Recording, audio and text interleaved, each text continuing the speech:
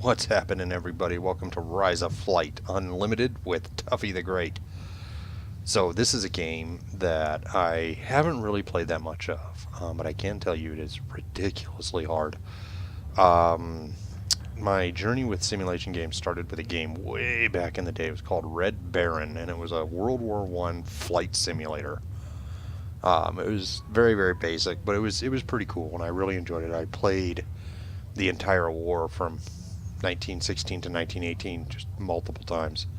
Well, the entire air war from about the time they started strapping guns to planes.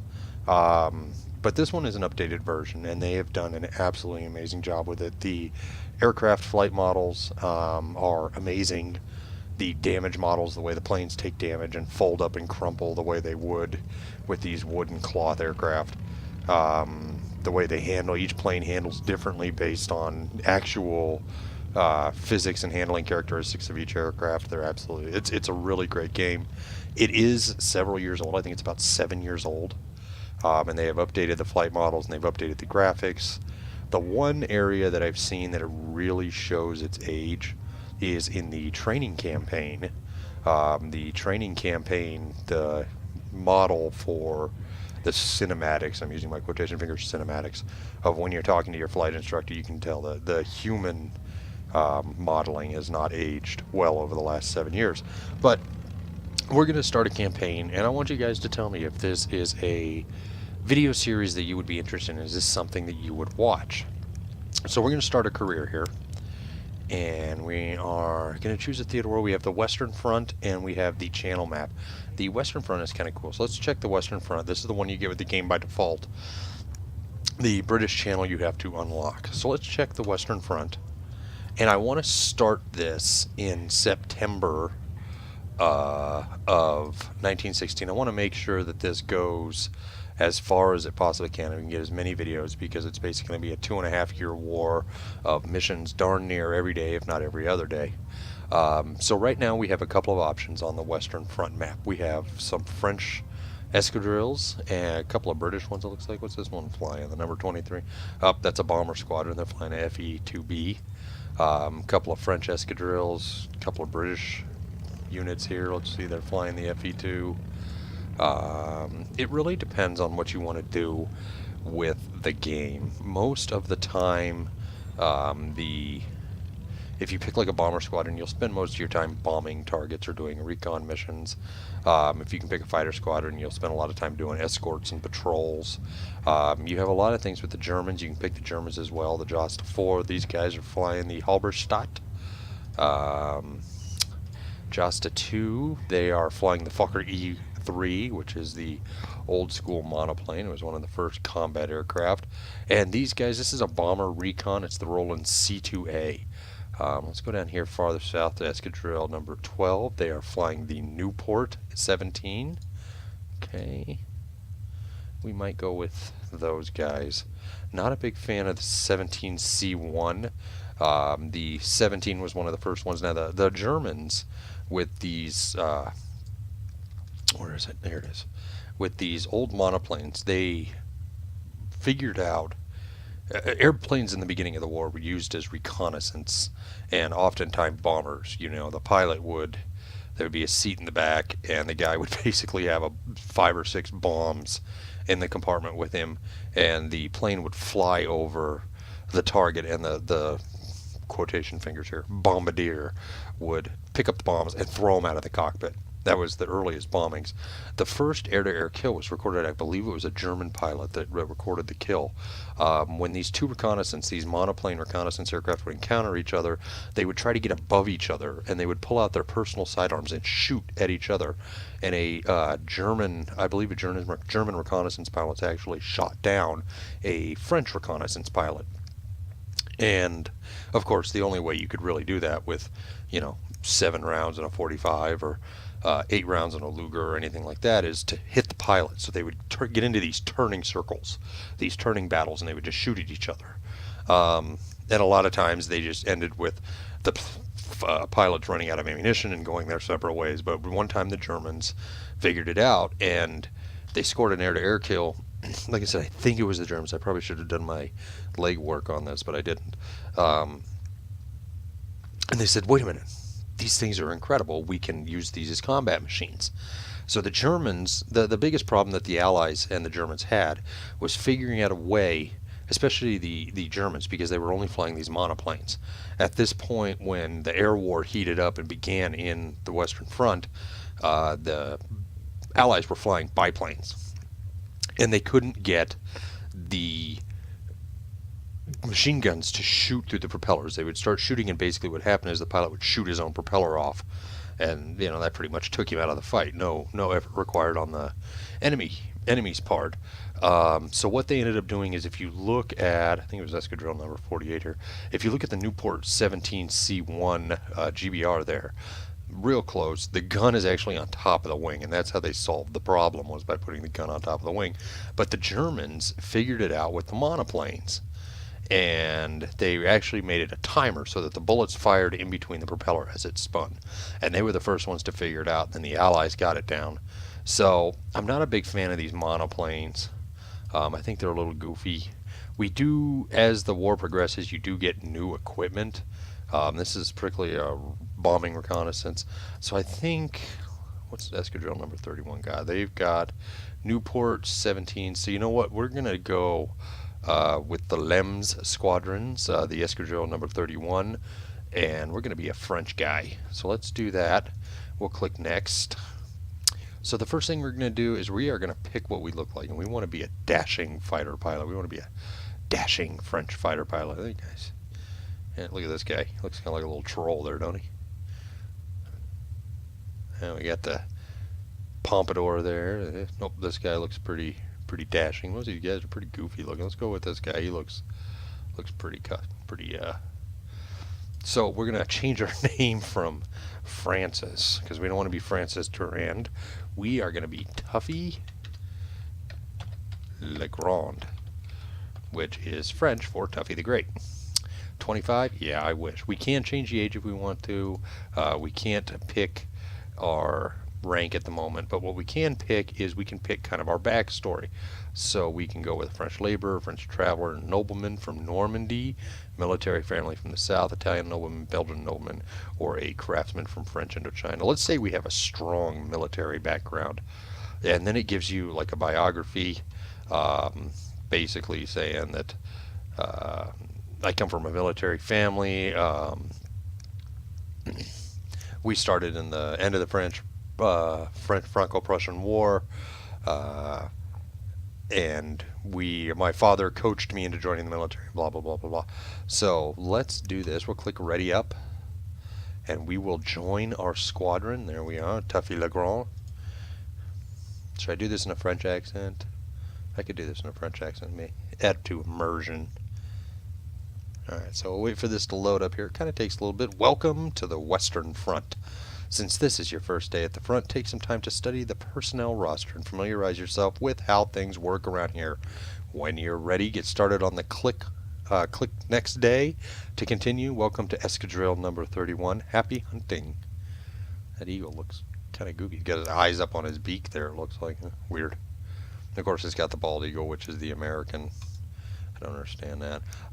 It was created on 25th September 1914 at Dijon-Lavant, and was initially equipped with three 60-horsepower Moran-Solner H aircraft, which is the monoplanes.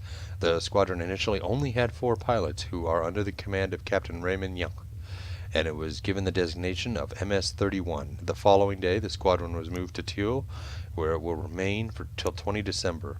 At the front, its crews, although not very numerous, fly numerous reconnaissance missions and acquire much intelligence on enemies' intentions. In November, the squadron converted to the Moran-Solner, of which it had 6 in strength, 6 pilots. On 20 December 1914, the squadron was moved to Vieille-le-Nancy under the command of Lieutenant Robert Schulenberger, I don't know. The unit's crews will attack Zeppelin's hangars at Mens-Fossé on 5 January 1915. Command of the squadron is handed over to Captain Guy des Hatchamps. I don't know.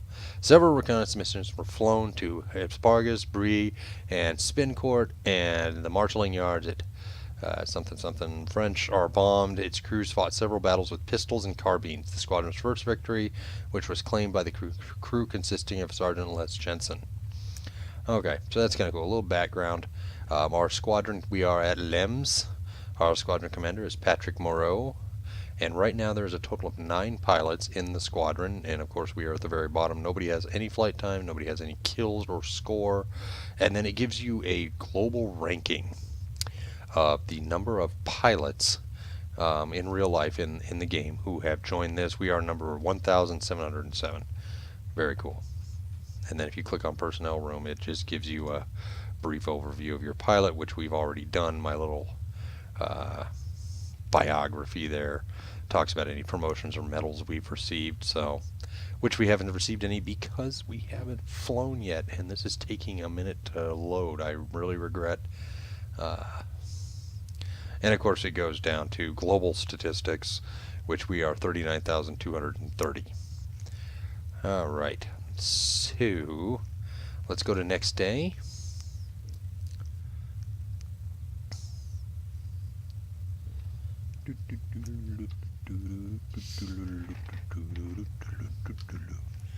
All right, so it's a new day. It is September 2nd, 1916. Number 31 Escadrille at Lems Airfield. Average cloud base at 2,100 meters. That's not bad. 18 degrees Celsius. A little chilly beginning of September there. And our commander is Captain Patrick Moreau. We already know that. And fresh mail was delivered to the squadron. And what that means is that if you go to the World News tab up here, it just shows you a newspaper. It gives you a rank of top aces, which you will eventually see your name. You can see here the Frint from Austro-Hungary has 6 at the bottom of the pile, and he is, so all we gotta do is get 6 kills, and we'll start to see our name up on here. Bokel from Germany's got 19. Max Immelmann from Germany has 17. Of course, the Immelmann maneuver, a famous maneuver that was named after him that he came up with. And we keep going down, keep going down, keep going down. It talks about the thing. Zeppelin Kluter received full military honors from British military. A new air raid on London. Destroy 8 seaplanes. It's got a bunch of old school advertisements. New Russians attack the Bukanovia and Eastern Galicia. No idea what that means. So we're going to go up here to missions, and we're going to see what the mission for today is. So today we have a balloon attack. We are flying the Newport 17 GBR with the gun on top. We will show you that here in just a second. So let's go to begin mission, where the only mission that's scheduled today, we're scheduled to take off at 7:08.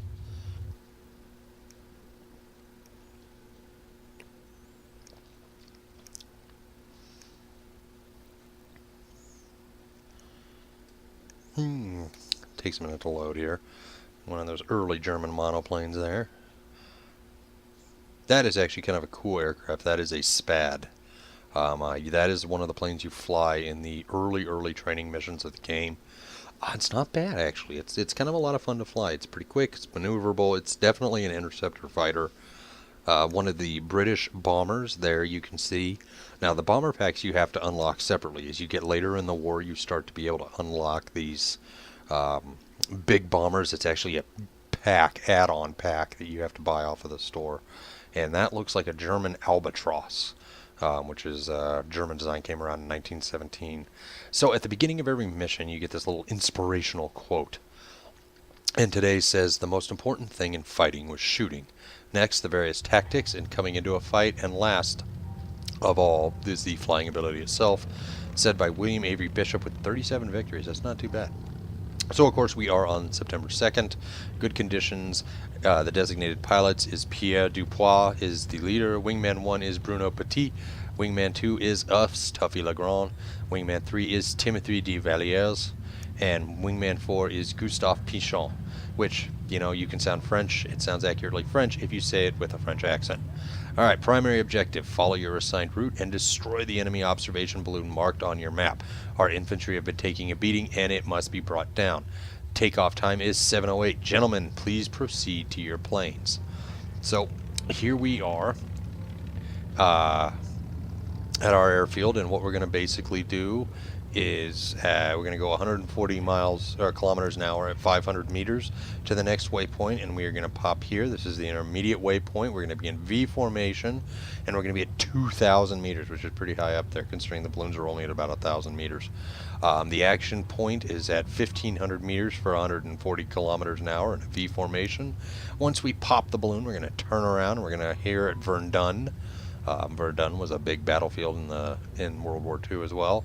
We're going to continue in a V formation at 140 kilometers an hour at 1,500 meters before we land safely at our air base in Liam at 500 meters. So we're going to go take a look at our plane real quick. So this is our plane. You can see it's kind of it's a piece of junk. We're going to 291 rounds of 7.69. We are not an ace or anything, so we can't customize a paint scheme. Once we start getting some kills under our belt and establishing ourselves as a fighter pilot, we will start to be able to put like insignia and stuff on the plane. This is a site in Aldous. I already have the compass installed. I have the clock. I have a side slip, and I have the cockpit light. I don't really need the cockpit light right now. It doesn't weigh anything. When you start getting into the guns, like we can do twin Lewis over wings, which if you look, changes our guns from 1 Lewis to 2, but it adds, I'm not sure, its total weight is 46 kilograms. Rate of fire. So we're just going to go with the 1 for now. We're gonna play with this plane. I haven't really flown it, and of course we can add rockets, which of course these things look like firecrackers. This over here, I have a red scarf selected. We don't get a streamer yet until you become a squadron leader or a flight leader, and then this is just a very brief history on the Newport 17. So that is very cool. All right, so we're going to go back to. Nope, we're just going to click on Start Mission, and we're going to get into our plane. So here is our plane. Let's get our engine started up, get our mixture up. There we go. We're going to wind up the propeller.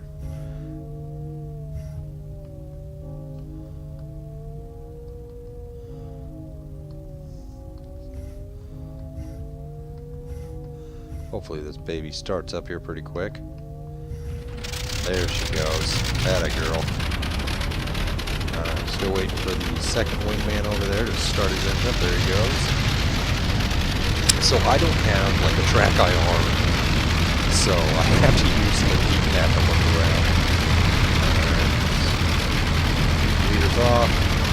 Second, I'm going to push this. I'm going to push the stick forward a little bit. We want to get that skid up off the ground so it stops dragging.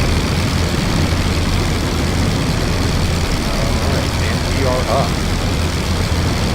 Lovely, lovely thing up there. We're going to follow Bruno. It's kind of cool. You can see the mechanics working as I turn and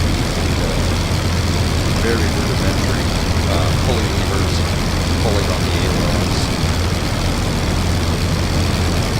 So let's follow these guys. Turn to the left. So now that we're up in the air, I am actually going to cut to if anything happens, we'll get in our balloon.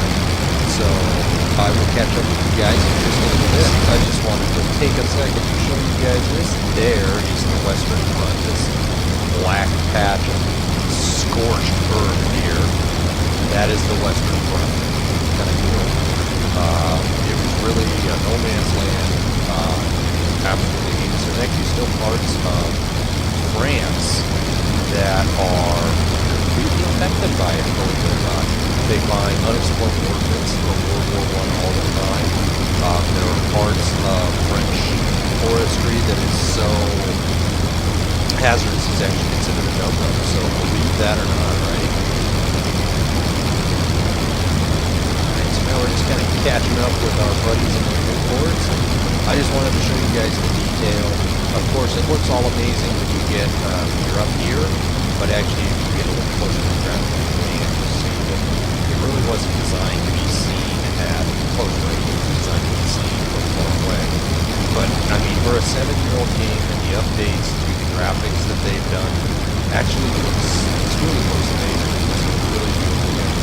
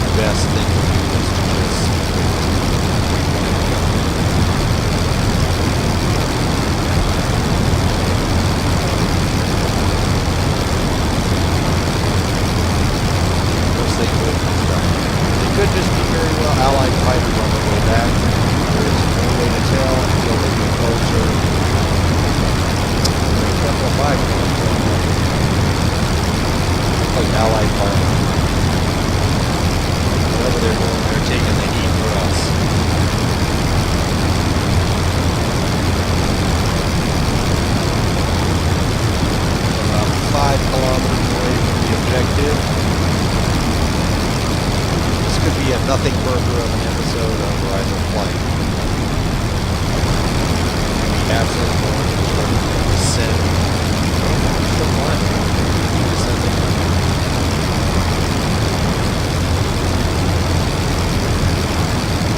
So because I don't have track IR, I have 2 gauge zones. I can't, it's a pain in the butt in combat to look down at my different gauges. That right there is your fuel level there, your airspeed, altitude, and your RPM of my clock, and there's my compass, and there's my cockpit reading. So it's kind of hard to look down at my instruments, so I keep the 2D instruments on so I can focus on looking around the aircraft. Like AA placement down there. Most likely French. Oh, that is like a truck.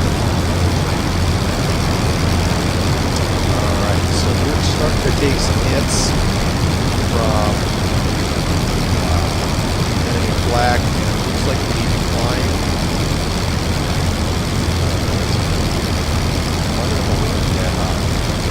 We're going to keep following. There it is. Alright, here we go. We're going to go ahead and make a scraping run on it.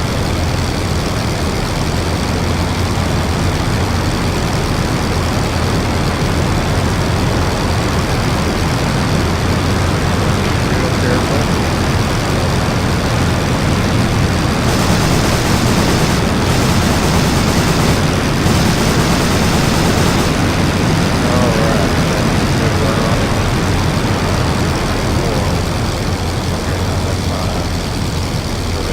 I thought that was a Zeppelin.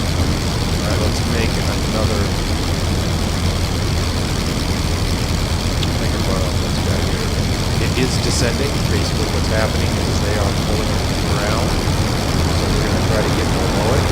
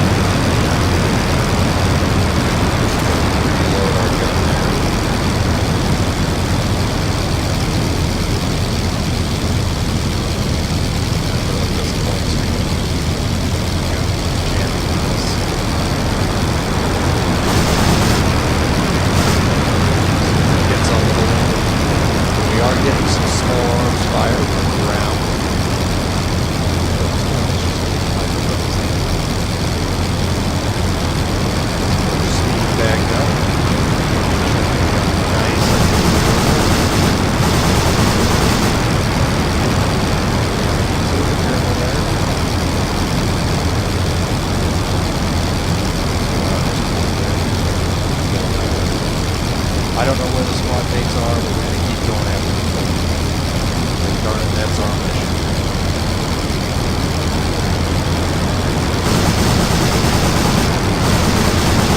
And we got him down. Mission accomplished. Good job, everybody. Take out that other one.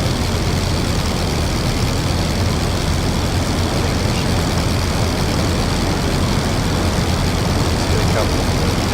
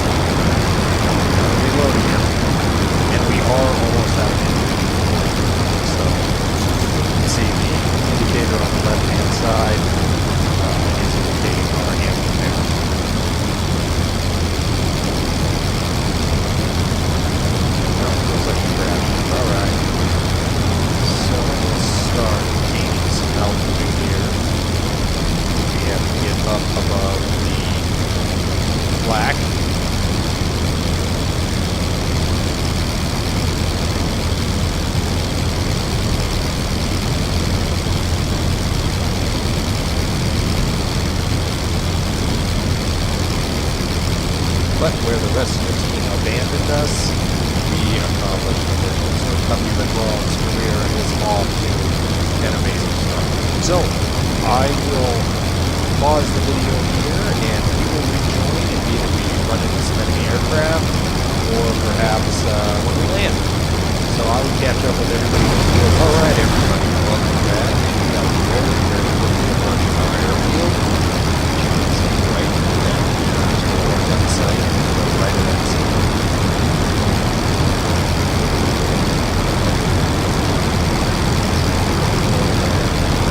We are over the territory. The way these guys do things, they descend by doing like a circle. You can see the front is far behind us. There's no reason we can't start descending.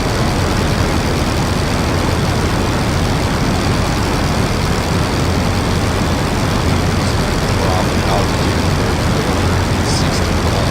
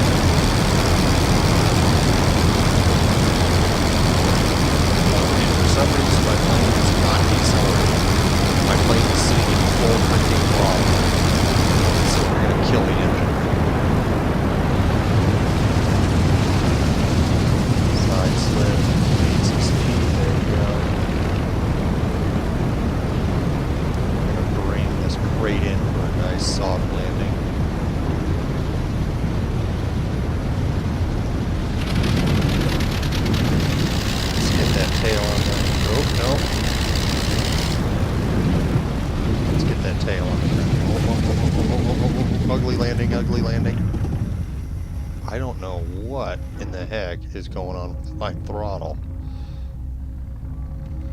Alright, so mission was accomplished. We had a little spin out there, but that's cool. Alright, let's head on in to the debriefing screen.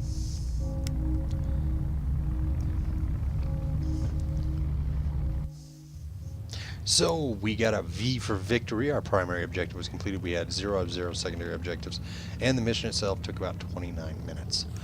We got 2 balloons. Awesome. So we got credits for both of those kills. We landed safely. Sadly, Pierre Dupois, who was in the Newport 17C1, I do believe he was the flight leader, or was that Bruno Petit? Or, I don't know. But he crashed his airplane and he died.